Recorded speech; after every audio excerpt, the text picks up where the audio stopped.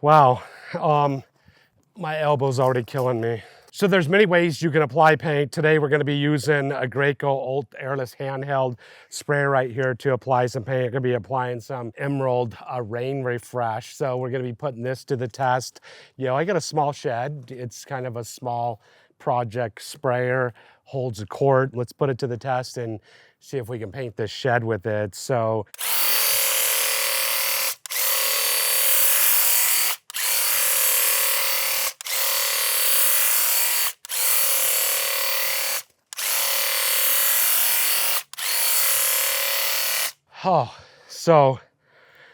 wow, my elbow's already killing me.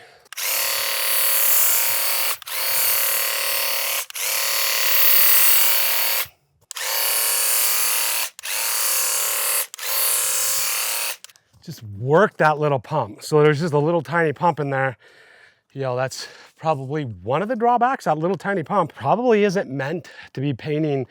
I would say this isn't a large project. How many of these sheds can this little tiny pump in here do compared to like a full-size airless sprayer? But it's actually doing better than I thought, and it's not going too bad. This is working out here.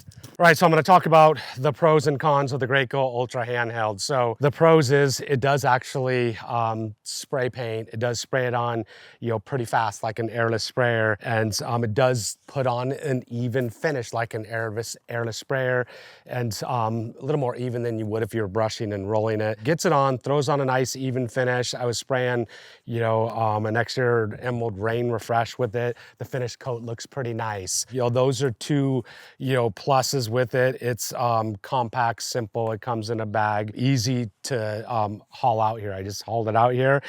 Quick setup. I set it up and away I was going spraying. So a little less time than a conventional airless sprayer. And then, to my surprise, I had to fill it up like, I don't know, 8 times.